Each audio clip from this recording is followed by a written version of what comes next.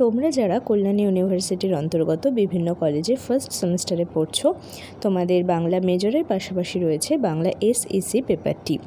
এই পেপারে গত বছরে অর্থাৎ 2024 সালে যে পরীক্ষাটি হয়েছিল, নতুন সিলেবাসের উপর প্রথম পরীক্ষা, সেই প্রশ্নপত্রটি আমি এখন তোমাদের সঙ্গে আলোচনা করব।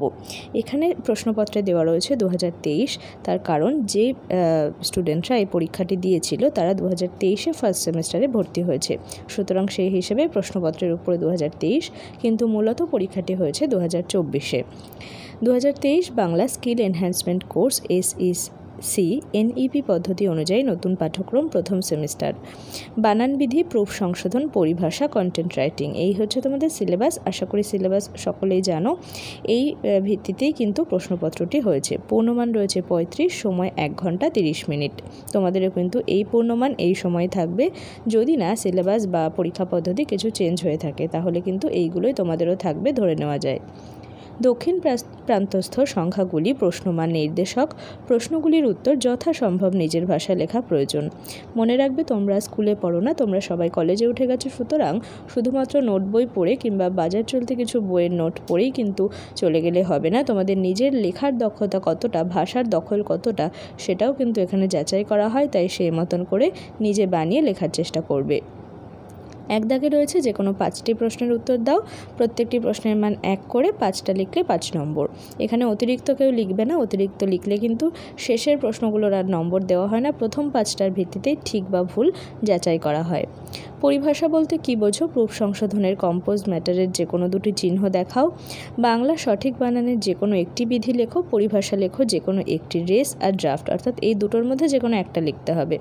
কন্টেন্ট রাইটিংয়ের বৈশিষ্ট্য লেখো, কন্টেন্ট রাইটিং হতে পারে এমন 2টি সামাজিক মাধ্যমের নাম বলো।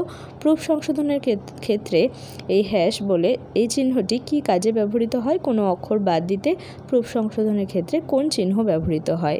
2 নম্বর, যে কোনো 2টি প্রশ্নের উত্তর দাও, 5 × 2 = 10। এখানে প্রথমে ক দাগে আছে পরিভাষা লেখো, যে কোনো 5টি, এখানে অনেকগুলো আছে, তার মধ্যে যে কোনো 5টা লিখলেই 5 নম্বর। Manuscript, capital, amend, tender, data bank, grievance, ideology, souvenir. ক্ষয় আছে প্রুফ সংশোধনের প্রয়োজনীয়তা লেখো, তারপর আছে যে এই গণমাধ্যমে কোন বিষয় লেখার ক্ষেত্রে কী কী বিষয়ে খেয়াল রাখতে হয় সেটা নিজের ভাষায় লেখো।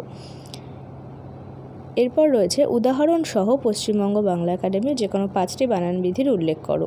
3 দাগে রয়েছে যে কোনো 2টি প্রশ্নের উত্তর দাও, প্রতিটি প্রশ্নের মান 10 করে অর্থাৎ 20 নম্বর টোটাল। একজন সফল কন্টেন্ট রাইটারের কী কী দক্ষতা অর্জন করা প্রয়োজন সে বিষয়ে নিজের মতামত ব্যক্ত করো। সমাসবদ্ধ পদ সহ বিভিন্ন পদ তথা উদ্ধৃতির ক্ষেত্রে বাংলা বানানের অবশ্য পালনীয় বিধিগুলি বর্ণনা করো। এরপর টিকা লেখো, যে কোনো 2টি, এই 4টের মধ্যে যে কোনো 2টো নিয়ে টিকা লিখতে হবে। মাথায় রাখবে 10 নম্বর অর্থাৎ এক একটা টিকা 5 নম্বরের মতো করে লিখলেই হবে। Facebook, Instagram, blog, webzine. Proof সংশোধন করো, এখানে একটা প্যারাগ্রাফ দেওয়া আছে, সেই প্রুফটা তোমাদের সংশোধন করে খাতায় লিখতে হবে।